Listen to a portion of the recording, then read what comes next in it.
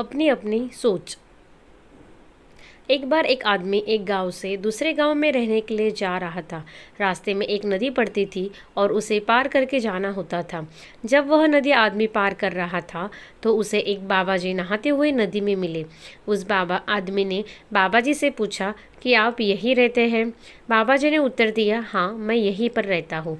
तो उस आदमी ने कहा कि मैं यहाँ पर पहली बार इस गांव में आया हूँ। कृपया आप बताएंगे कि यहाँ के लोग कैसे हैं और उनका व्यवहार कैसा है।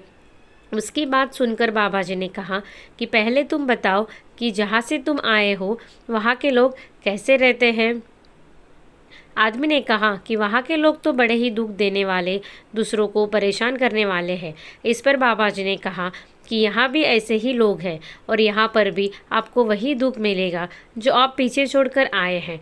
यह बात सुनकर वह आदमी उस गांव से चला गया। यह बात शिष्य सुन रहा था और देख रहा था कि बाबा जी कैसे उत्तर दे रहे हैं। अगले दिन फिर बाबा जी नदी में स्नान कर रहे थे तो एक आदमी फिर से उस नदी को पार करता हुआ उस गांव की तरफ आ रहा था।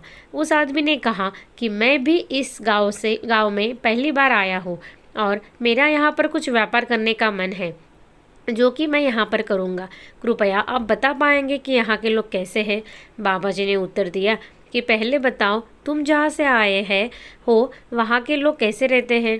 उस आदमी ने उत्तर दिया कि वहाँ के लोग तो बहुत अच्छे हैं, बट मुझे व्यापार से यहाँ आना पड़ा बिकॉज़ वहाँ पर मेरा व्यापार अच्छा नहीं चल पा रहा था। उसकी बात सुनकर बाबा जी ने कहा कि यहाँ भी बहुत अच्छे लोग हैं और बहुत सबका ख्याल रखते हैं। बाबा जी की बात सुनकर वह आदमी उस गांव में चला गया। यह सब शिष्य देख रहा था और उसने बाबा जी से पूछा कि आपने दोनों आदमियों को अलग अलग उत्तर क्यों दिए? बाबा जी ने कहा कि मैंने अलग उत्तर नहीं दिए हैं, उनके विचारों के हिसाब से उत्तर दिए हैं। बिकॉज़ जैसा इंसान सोचता है वैसा होता तो नहीं है। अगर वह अच्छा सोचता है तो अच्छा ही होगा, अगर वह बुरा सोचता है तो बुरा ही होगा। पहले वाले आदमी को सब लोग बुरे दिखते हैं इसलिए मैंने उसको वैसा ही उत्तर दिया, और दूसरे आदमी को सब लोग अच्छे दिखते हैं, मैंने उसको दूसरा उत्तर दिया। इस पर शिष्य को एक नई सीख मिली। व्यक्ति जैसा सोचता है वैसा ही व्यवहार करता है। विचारों का प्रभाव हमारे आचार पर अवश्यभावी रूप से पड़ता है। अतएव मानव जीवन की सफलता के लिए स्वस्थ एवं उन्नत विचार परमावश्यक है। शारीरिक स्वास्थ्य तथा सौंदर्य भी स्वस्थ एवं प्रसन्न मन पर ही निर्भर है। अतएव स्वस्थ शरीर के लिए स्वस्थ मन का होना अनिवार्य है।